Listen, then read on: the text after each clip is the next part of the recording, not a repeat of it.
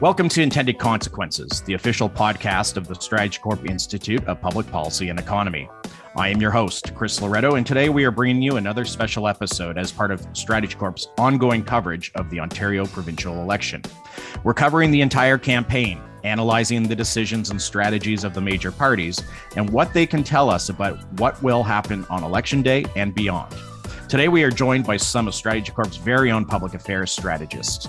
John Penner and Brian Teefey are both vice presidents with StrategyCorp. Brian served as a chief of staff during the government of Premier Kathleen Wynne, and John Penner served as a senior advisor to Canada's Minister of Finance during the Harper years.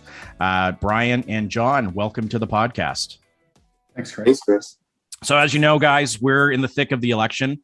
The party leaders are crisscrossing the province, spending time and money in the regions they think will give them the best shot of forming the next government. We have platforms from the three major parties, with the Liberals recently releasing a fully costed platform at Evergreen Brickworks in Toronto this past Monday. And what we're also seeing in terms of the overall horse race is that the gap between the Liberals and the NDP seems to be widening, depending on the polls that you look at. And while the gap between the Liberals and the PCs may be tightening, it's not as clear what is happening for the top of the ballot as it is what seems to be happening for the fight for second and third overall. So we're about 10 days into the election. Just give me your sense, being 10 days in, of how the election is going from your perspective for all of the major parties. Teefey, let's start with you.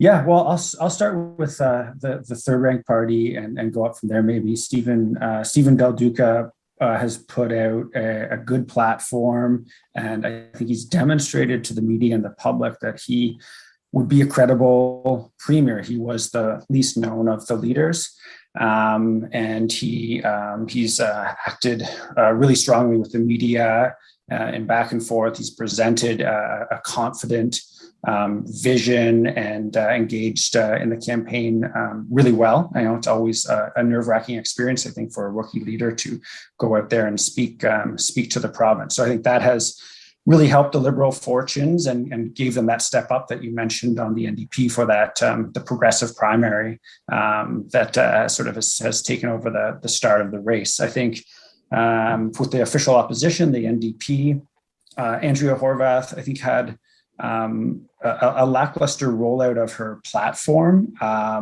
lot of the good progressive things that are typical in an NDP platform, but didn't really get the news and the bite there.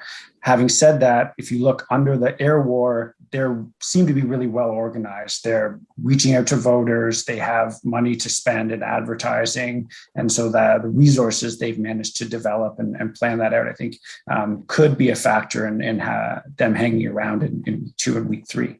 And on the Conservative side, I think Premier Ford has done what he needs to do to stay above the fray, not make any mistakes, and really focus on the economy. The announcements in Windsor and Brampton on the auto sector transition and getting up north to talk about the economy there has been great. If the election is about the economy, it's going to be hard to overtake Ford for any one of the opposition parties.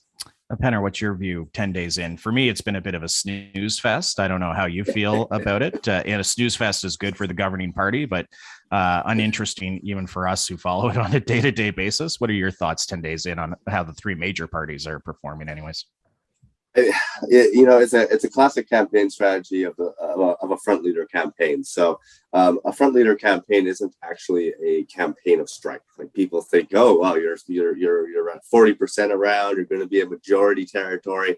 So they are they're the alpha, so to speak. But it's actually when you're at that level and you already have a majority, it's not really just a campaign of risk management. A campaign of fear in a way, right? So all you're trying to do is control events enough that they can't knock you off your perch. So it's not, it's almost the same as, let's say, the incumbent company in a technology category with innovative company trying to take place. So the Liberals and the NDP are just looking for opportunities, and the Conservatives are just looking to avoid opportunities for the opposition. So you see that in how everything's running. So even from how long this campaign is, they didn't even take the opportunity to go right after the budget. They said, let's go last second, least amount of time. They learned from the 2015 mistakes of the Harper government. Don't give the opposition time. They're the ones who have the opportunity to actually make strides. They are going, forward, no comments, about as little media attention as possible. The fact that they did the first debate in Northern Ontario instead of actually with the broader public is great for the Tories, because it means that he got to have a freebie under his belt and say, we didn't do well on this question. Let's make that a little bit better, change our messaging. So, it's just keep everything down. And that's all they've been doing. So, from the perspective of the Tories, they're doing what they need to do, which is basically nothing. Then you have the Liberals and the NDP who are fighting for the second place right now. I think the Liberals are probably doing a little better, but, there's some movement in the polls, but you actually have to have a collapse, basically. If you have a Tories polling at, let's say, 38 to 40%, that's majority territory. And even if you have a general collapse in the progressive vote to one of the parties, you're still not at 40%, right? Because you have the Greens, you have the NDP, you basically have to get them to zero. So that means that you actually have to have an erosion of the Conservative vote as well. So, at that point, you have this campaign of a few more weeks, and you have advance polls, which is getting more and more, getting up to 50% of people voting in that. And then you have May long weekend in this campaign. Where's the time? I don't see it. So it's going to be a problem. Yeah, we're 10 days in, and nobody seems to have been able to land a punch on the premier and the governing Tories. We'll talk about that in a second, but I do want to, our newsletter that is going out this week, we are going to be a little bit out there and bold and kind of declare Stephen Del Duca the winner of the progressive primary. I know some are saying he hasn't done enough to really turn his guns on Premier Ford, but for me, it seems logical that this is a crawl before you can walk kind of approach for the Liberals. You have to you had to win that primary in order to then turn your guns on the governing party. Tiffy, was that the strategy, and people are they're just not recognizing that, or is the campaign off in its focus and making mistakes as a result of not going more strongly at Premier Ford out of the gate?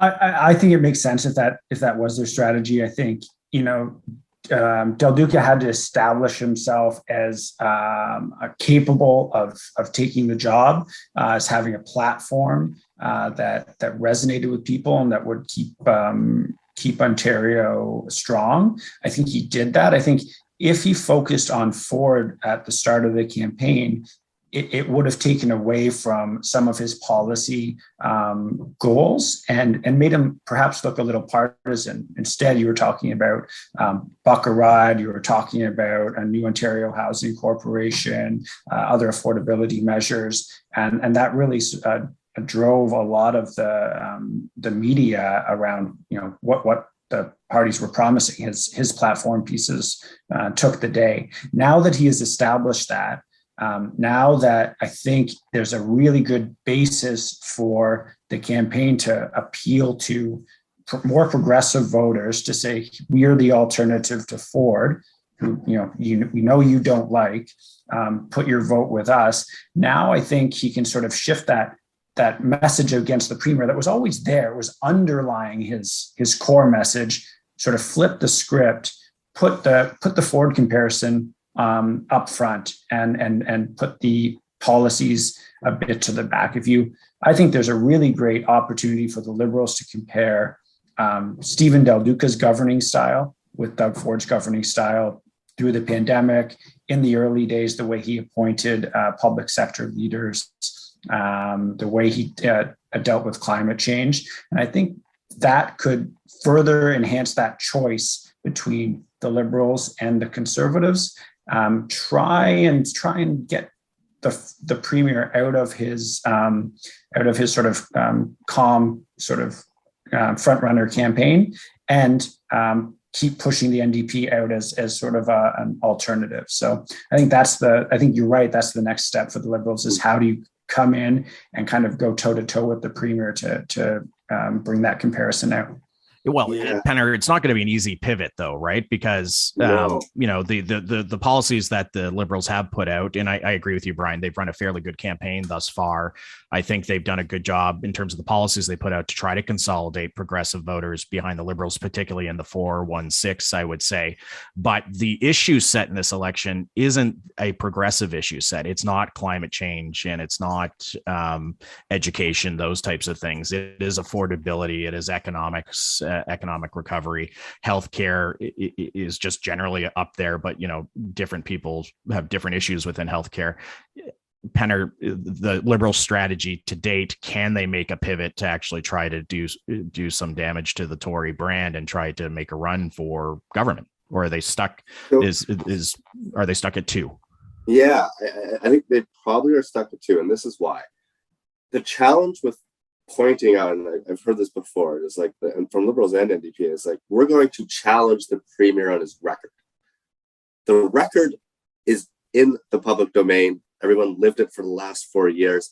And when there is incumbency fatigue or a challenge with an incumbent, they pull at low 30s.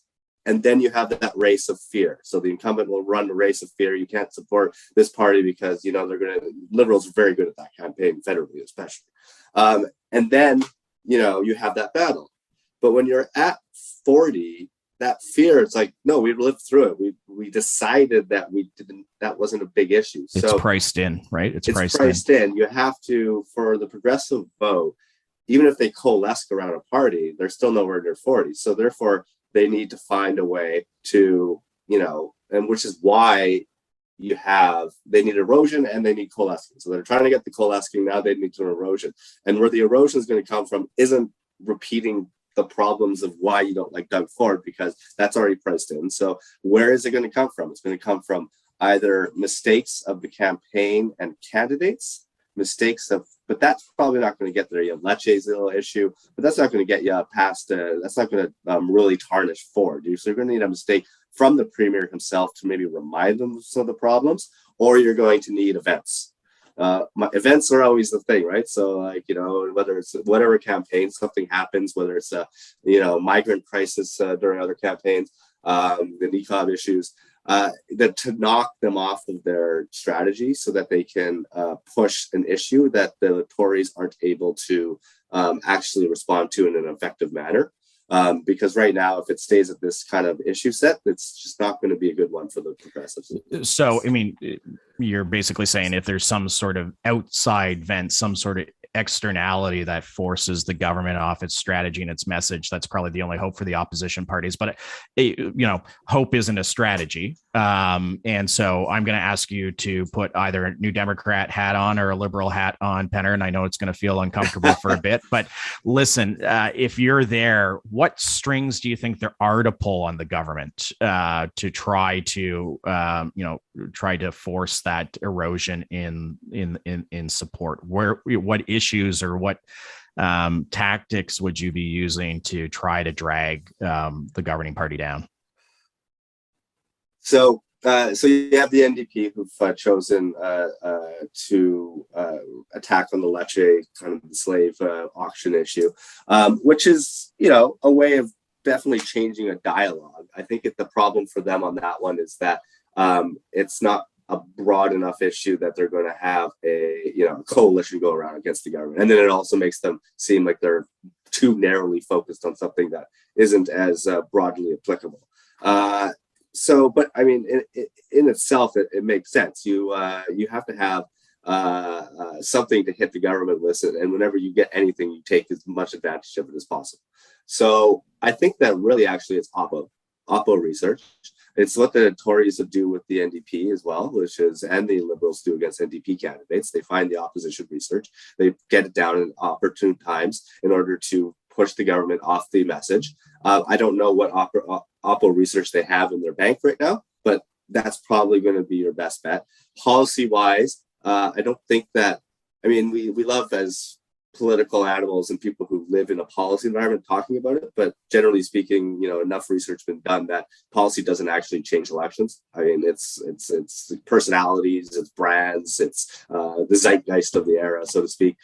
So I don't think that's going to be your place. If I'm the Liberals, I think it's going to be pretty much the same, but it's actually really always going to be taking advantage of events whenever possible. It is hope a little bit, but it's also the ability to use your tactics, not strategy, tactics. It's the ability to, like, whenever you find a problem, you can force it out in your social, you can force it out in your earned media, your reporter connections, and you connect the two, and then you get your candidates involved. And it's not strategic in a way. It's just the ability to have an infrastructure in place to always take advantage of anything that comes forward that you think you can actually hit. And that's a campaign team that knows what they're doing. And that's liberals are probably better at that than the NDP. So, TV playoff time, to use a hockey analogy, it's kind of the strategy is go out and hit everything that moves and do that early and keep on doing that. So you can just see if you can knock your opposition off stride and get them afraid of going after the puck. Where do you think the Tories have vulnerabilities advising Del Duca or Horwath? What strings do you advise that they pull, or is it just a series of little things every day? Just keep on finishing your checks and hope that's enough to start shifting momentum in this campaign? Yeah, I think you have to kind of stick to your strategy and keep just hitting all the points of a campaign that you need to in the media, kind of IDing votes and supporting the local candidate races. I think John is right that if barring a bit of momentum with opposition research, external events, it's going to be really difficult for either opposition party to overcome the Premier's lead. They're, I think, organizationally strong. They have a strong campaign team. They still have a number of strong, experienced candidates who've been working at this for 4 years. I think the Liberals have some star candidates. They also have some new candidates that are new to the political world. So they're just building up their brands, and it's not a long time. So I think that short runway in terms of ID votes and just making those local contacts is going to be challenging. So I think you have to hope for some fumbles and missteps in responding to issues from the other guys that you can capitalize on. And yeah, campaigns can take on a life of their own. So far, this one has been hard to nail down an issue. There hasn't been an issue that either party has really jumped on really hard to attack the government or the opposition. And if it's affordability, you look at some of the polls out there, and the top 2 or 3 issue points can all track back to affordability. I think that's an advantage for the Conservatives. Yeah, well, why do you see it as an advantage, right? Because there's been much talk about this. They are the governing party. Typically, governing parties take the hit when things, start to change in the economy for the worst. Penner, why do you think affordability may work in favor of the Tories as opposed to working against them, since they've been the government for the last 4 years? Yeah. I think Pierre might actually help them on that one with his attacks on the Liberals. So I don't think many people see this as a Ontario PC problem, more as a federal electoral problem. So they're the takers of inflation, not the makers of it. So I think that Tories always have an advantage on pocketbook issues, as they're always going to be the party that is affiliated with tax cuts and trying to keep the government spending down. So that's a positive. Now, the negative side of that for the PCs is that depending on where the winds go, does the farther right, the Kerry Allis's and the Blue Party and the populist movements in Ontario gain steam? And that will be a problem. That's a big problem for the Tories, not because maybe they don't take that much of the vote from them, What they do though is force the PCs to maybe tack to the right of it. But right now at 40%, where are they getting that? They're getting that from centrist business liberal types, right? So if they have to tack towards there to try to shore up that base, then they also risk losing on the other side. So that could be a really big challenge for them on the affordability issue if they're able to, the populist side is able to take advantage. They don't seem very competent on the populist side right now. They don't have a Bernier who seems to have a little bit better ability to do that on that front. So I don't see it happening necessarily, but it's something that I would be worried about on that campaign. So we've been talking about the campaign as if it's, the same, and it's just one, and the issue sets are the same, and the race dynamics are the same. But actually, you can look at it like 4 or 5 different elections as you break down the regions, and who's first, second actually changes quite a lot. Whether you're looking in, you're looking at the 416, you're looking at 905, or you're looking at the 705, or the 519, or the 613. Let's start with Northern Ontario. Let's talk a little bit about the race dynamics regionally. What are you seeing in Northern Ontario? Do you expect things to change? Are you expecting to see any surprises up there that may make a difference in terms of how this race ultimately unfolds and who forms government? TV? I think when you look at Northern Ontario, the PCs have to be very happy where they are. The Liberals had a couple challenges with candidates that they had to drop. Michael Gravel, long-term MPP, had some unfortunate health issues. He's not able to run. So, I think, if there's anything that's going to be surprising in the North, it may be the amount of seats the Conservatives win. Having said that, there's a couple, I think it's Sault Ste. Marie or Sudbury that doesn't have a Liberal candidate right now. And so that puts an interesting dynamic. Sault Ste. Marie, yeah. So can the NDP come up there and coalesce some vote in a way that makes it challenging for the PCs? But in terms of Northern Ontario, I think that's a really strong place for the government.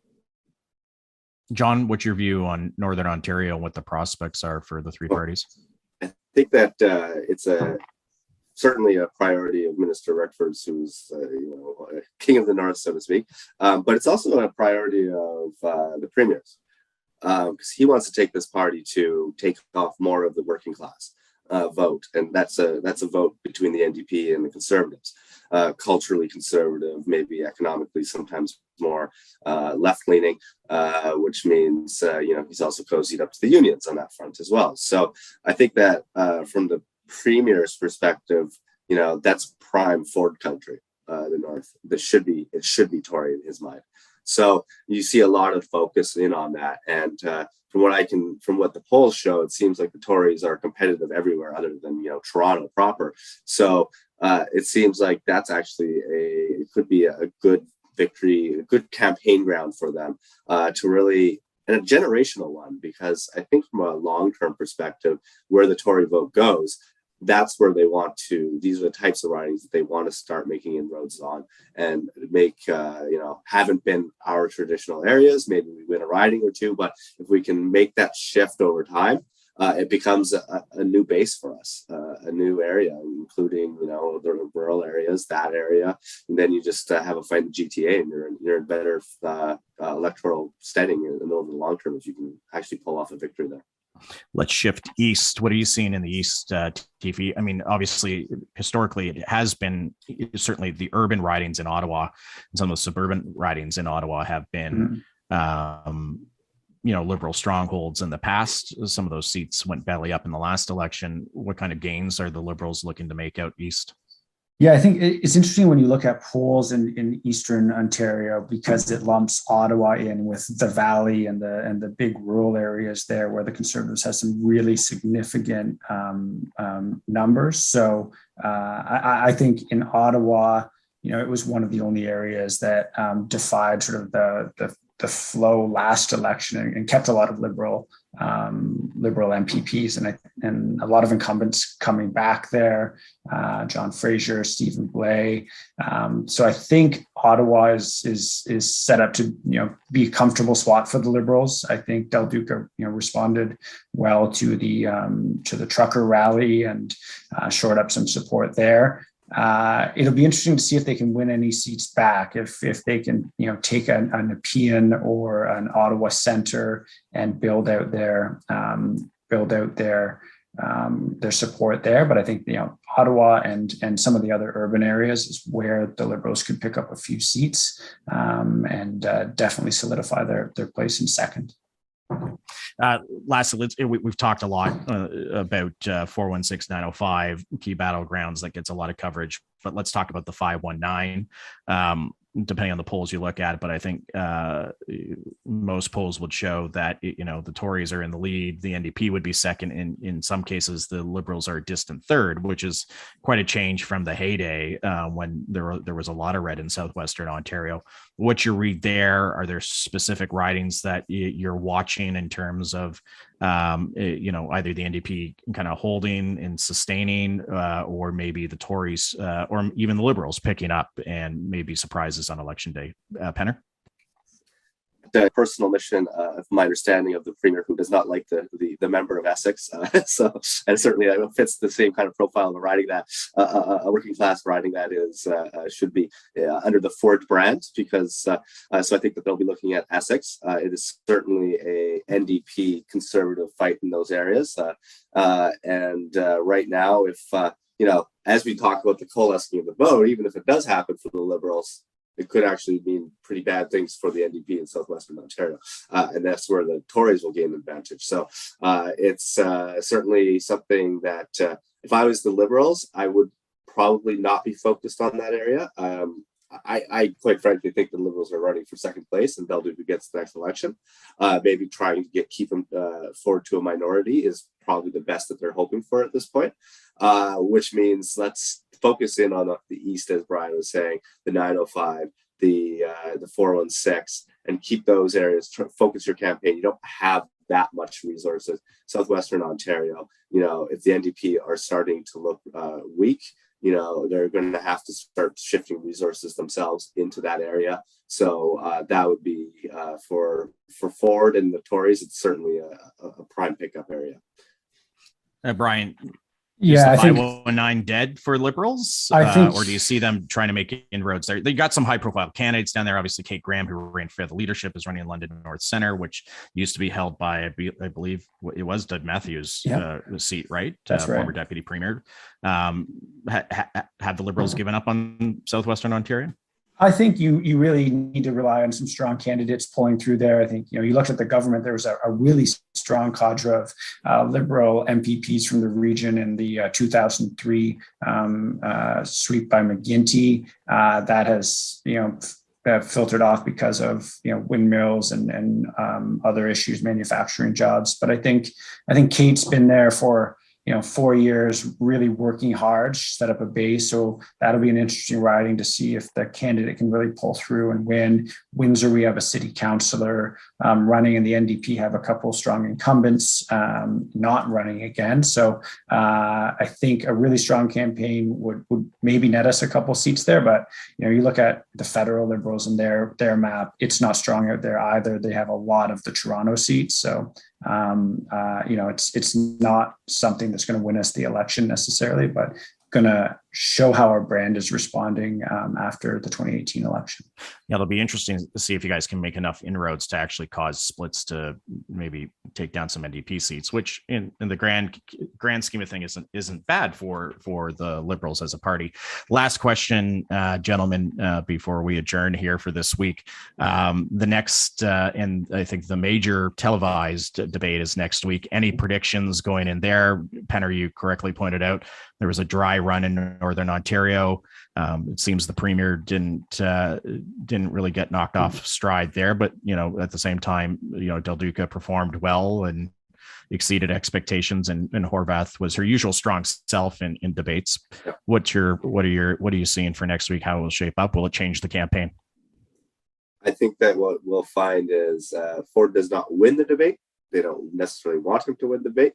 They want him to not lose the debate so badly as to make any changes in the polls, and that's what they'll get. And Del Duca and Horvath will fight it out, seeing it as an opportunity, as per my previous comments on how they approach this campaign. So Liberals, Horvath and Del Duca are looking at trying to win, while Ford is just looking to make sure that there's no momentum shifts out of it, and that's it. That's all he wants. Latifi, same question. And do debates matter in a campaign? Yeah, I think they can. I think they can matter. I think you can have moments that really shape the election in a debate.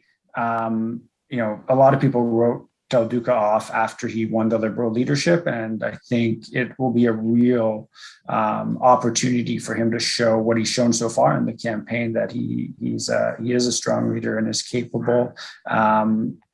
Again, though, the premier, has his certain way about him that really resonates with his voters and brings sort of people into his fold. So if he can just sort of be himself and not get off track, at the end of the day, it could be a bit of a wash.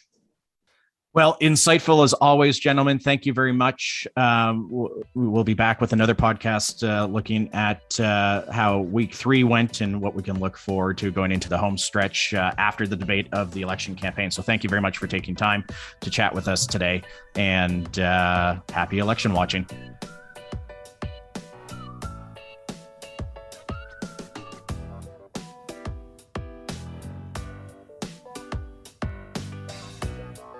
Thank you for listening to Intended Consequences, the official podcast of the StrategyCorp Institute of Public Policy and Economy.